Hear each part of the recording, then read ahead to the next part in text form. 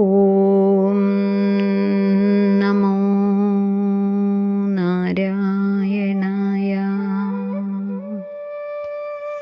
ശ്രീമദ് നാരായണീയം ദശകം 24 ശ്ലോകം 4. ഭഗവാനെ തിരഞ്ഞ് വൈകുണ്ഠത്തിലും മറ്റ് സകല ലോകങ്ങളിലും ഗദം ചുഴറ്റി നടന്നെങ്കിലും കാണാൻ പറ്റിയില്ല ഹിരണ്യകശിപുവിനെ. ഒടുവിൽ ഞാൻ വിജയിച്ചു, ഞാൻ വിഷ്ണുവിനെ ജയിച്ചു, വിഷ്ണു പേടിച്ചോടി എന്ന് അഹങ്കാരത്തോടെ പറഞ്ഞ് ഹിരണ്യകശിപു തൻ്റെ രാജധാനിയിലേക്ക് തിരിച്ചു പോന്നു. പക്ഷേ ഭഗവാൻ നിഗൂഢമായിട്ട് ഹൃദയത്തിൽ ഇരിക്കുന്നുണ്ടായിരുന്നു. അത് ഹിരണ്യകശിപു ഒരിക്കലും അറിഞ്ഞില്ല. അതുകൊണ്ടാണ് ഹിരണ്യകശിപുവിന് പ്രഹ്ലാദൻ ഉണ്ടായത്. ഭക്ത ഉത്തമനായിട്ടുള്ള പ്രഹ്ലാദകുമാരൻ ജനിക്കാൻ ഒരു കാരണം അതായിരുന്നു. വീണ്ടും ഹിരണ്യകശിപു തപസ്സിന് പോവാണ്. ആ സമയത്ത് ഭാര്യയായിട്ടുള്ള കയാധു ഗർഭിണിയായിരുന്നു. ഗർഭത്തിൻ്റെ ഉള്ളിൽ വയറ്റിലിരിക്കണത് ഈ പ്രഹ്ലാദകുമാരനായിരുന്നു. അത് കയാധു വീണ്ടും ഗർഭിണിയാണ് എന്നറിഞ്ഞ ദേവേന്ദ്രൻ ഇനിയൊരു ഹിരണ്യകശിപു ഉണ്ടായാൽ ശരിയാവില്ല എന്ന് വിചാരിച്ച് ഉടനെ കയാധുവിനെ വന്ന് പിടിച്ചു കൊണ്ടുപോവാണ്. ദേവന്മാരോട് യുദ്ധം ചെയ്തു, അസുരന്മാർ ജയിച്ചു, ഹിരണ്യകശിപു ഇല്ലല്ലോ, നേതാവില്ലല്ലോ. അപ്പോൾ തന്നെ ദേവേന്ദ്രൻ ഈ കയാധുവിനെ പിടിച്ചു കൊണ്ടുപോയി. വഴിയിൽ വെച്ച് ഭഗവത് പ്രേരണ കൊണ്ട് തന്നെ നാരദ മഹർഷി കണ്ടു. എങ്ങോട്ടാ ഇന്ദ്ര എന്ന് ചോദിച്ചു. അപ്പോൾ പറഞ്ഞു, ഇതേ ആ അസുര രാജാവിൻ്റെ ഭാര്യയാണ്. ഇനി ഇവൾ പ്രസവിച്ചത് ചിലപ്പോൾ അതിലും വിഷമം ഉള്ള അല്ലെങ്കിൽ വിഷമുള്ള ഒരു കുട്ടിയായിരിക്കാം. അതുകൊണ്ട് ഞാൻ കൊണ്ടുപോട്ടെ, പ്രസവം കഴിഞ്ഞ കുട്ടിയെ ഞാൻ കൊന്നിട്ട് അതിനെ തിരിച്ചു കൊണ്ടാക്കാം എന്നൊക്കെ പറയുമ്പോൾ നാരദ മഹർഷി പറയും, അയ്യോ അത് വെറും തെറ്റിദ്ധാരണയാണ്. ഹിരണ്യകശിപു അങ്ങനെ ആയിക്കൊള്ളട്ടെ. ഈ കയാധുവിൻ്റെ ഉള്ളിലിരിക്കുന്ന കുഞ്ഞ് അതീവ ശ്രേഷ്ഠനാണ്, ഭക്ത ഉത്തമനാവാൻ ഉള്ള ഒരു ജന്മമാണ് എന്ന് പറഞ്ഞപ്പോൾ ദേവേന്ദ്രൻ മനസ്സിലായി. കയാധുവിനെ പ്രദക്ഷിണം വെച്ചു തൊഴുത് നമസ്കരിച്ചിട്ടാണ് ദേവേന്ദ്രൻ നാരദ മഹർഷിയുടെ കയ്യിൽ ഏൽപ്പിച്ച് തിരിച്ചു പോകുന്നത്. നാരദ മഹർഷി ആ കയാധുവിനെ തൻ്റെ ആശ്രമത്തിലേക്ക് കൊണ്ടുപോകാൻ നാരദ മഹർഷിക്ക് വേണ്ട സേവകളൊക്കെ ഈ രാജകുമാരി ചെയ്തു കൊടുക്കുന്നുണ്ടെങ്കിലും ഒപ്പം തന്നെ നാരദ മഹർഷി ഇവൾക്ക് കയാധുവിനെ ജ്ഞാനം പകർന്നു കൊടുക്കാൻ തുടങ്ങി. ഭഗവാന്റെ കഥകളൊക്കെ പറഞ്ഞു കൊടുത്തു.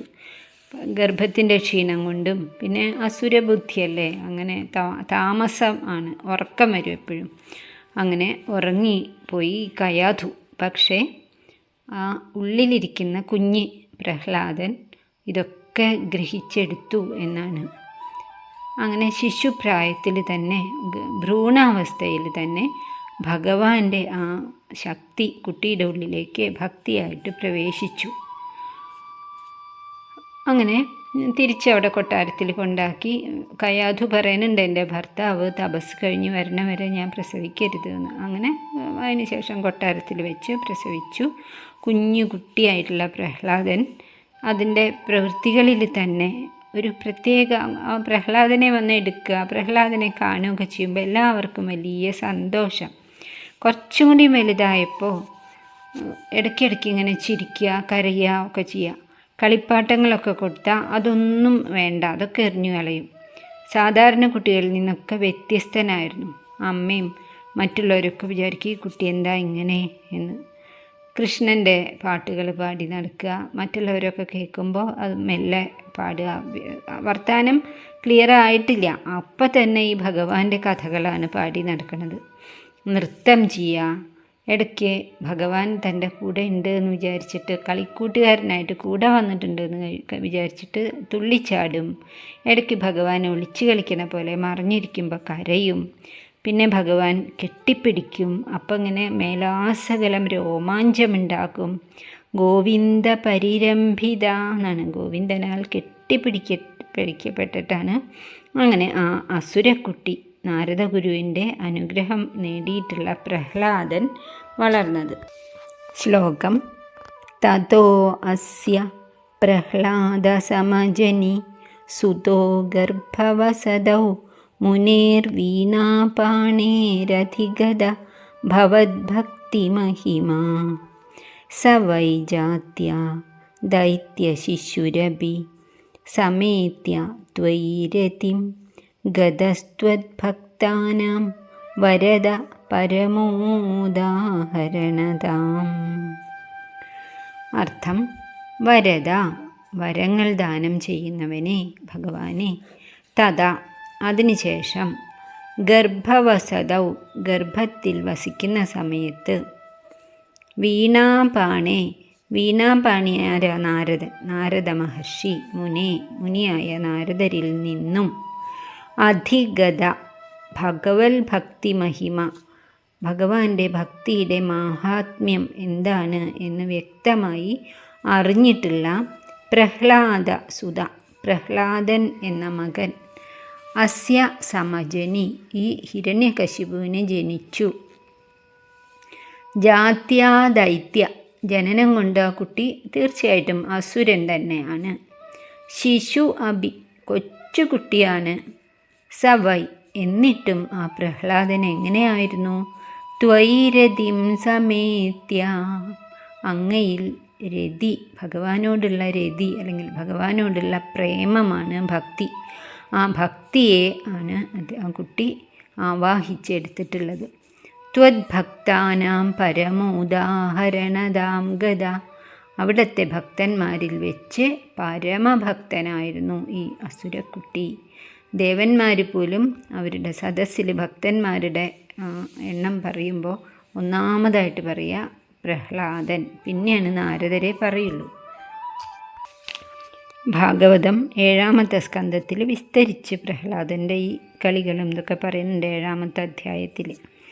ന്യസ്തക്രീഡനകോ ബാലോ ജഡവത് തന്മനസ്തയ കൃഷ്ണഗ്രഹഗൃഹീതാത്മാ നവേദ ജഗദീദൃശം, അങ്ങനെ കുറേ ഉണ്ട്. അപ്പോൾ ഇതിൽ പറയണത് ക്രീഡനകങ്ങൾ, കുട്ടികൾ എടുത്ത് കളിക്കുന്ന കളിപ്പാട്ടങ്ങളൊന്നും ആയിരുന്നില്ല പ്രഹ്ലാദന് ഇഷ്ടം. ജഡവൻ, അതിനോടൊക്കെ മുഖം തിരിച്ചിട്ട്, ജഡവത്ത്, അതൊന്നും ശ്രദ്ധിക്കാത്ത കുട്ടിയായിരുന്നു. കൃഷ്ണഗ്രഹഗൃഹീതാത്മാ, നല്ല രസമുള്ളൊരു വാക്കാണത്. കൃഷ്ണനാകുന്ന ഗ്രഹം, നമ്മൾ പറയില്ലേ ഇന്ന ഗ്രഹത്തിൻ്റെ ദൃഷ്ടിയുണ്ട്, ഇന്ന ഗ്രഹത്തിൻ്റെ ബാധയുണ്ട് എന്നൊക്കെ, അതേപോലെ ഇവിടെ കൃഷ്ണൻ്റെ ബാധ പ്രഹ്ലാദനെ പിടികൂടി. സാധാരണ ഭക്തന്മാരൊക്കെ ഭഗവാനെ ഒന്ന് ദർശിക്കാൻ അങ്ങോട്ട് പോകുമ്പോൾ ഇവിടെ ആ കൊച്ചു കുട്ടിയായതുകൊണ്ട്, നിഷ്കളങ്ക മനസ്സായതുകൊണ്ട് ഭഗവാൻ വിടാതെ കൂടിയൊക്കെയാണ് കൂടെ. അതാണ് കൃഷ്ണഗ്രഹം, കൃഷ്ണനാകുന്ന ആ ഗ്രഹം പ്രഹ്ലാദനെ പിടികൂടിയിട്ടുണ്ടായിരുന്നു എന്നാണ്. അങ്ങനെ ഒരു നാരദ മഹർഷി പരീക്ഷണം നടത്തി എന്നൊരു കാര്യം പറയാറുണ്ട്. നാരദ മഹർഷിക്ക് ആൾക്കാരെയൊക്കെ ഭഗവാനിലേക്ക് എത്തിക്കണം. നാരായണ നാരായണ നാരായണ നാരായണ എന്ന് ജപിക്കാൻ പറയും. പലരും അത് കേൾക്കില്ല, ചിലരൊക്കെ കേൾക്കും.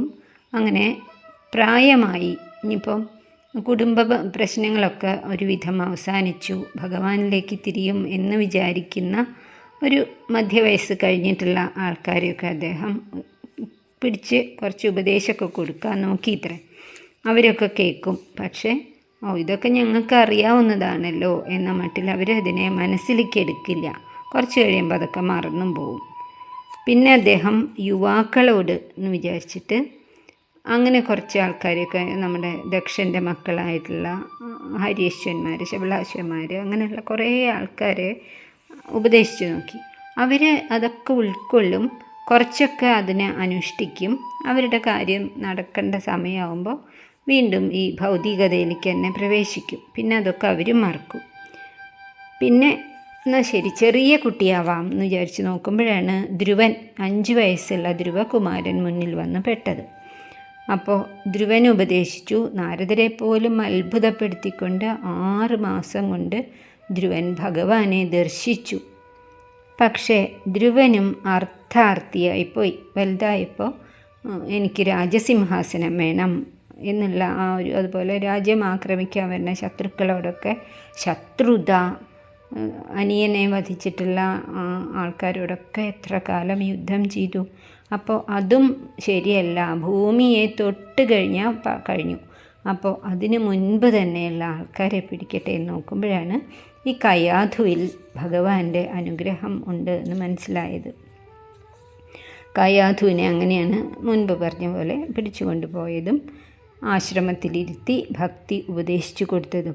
കയാധു ഉറങ്ങിപ്പോയെങ്കിലും ഉള്ളിൽ കിടക്കുന്ന ഭഗവത് ചൈതന്യമുള്ള കുട്ടി പ്രഹ്ലാദൻ അതൊക്കെ പിടിച്ചെടുത്തു.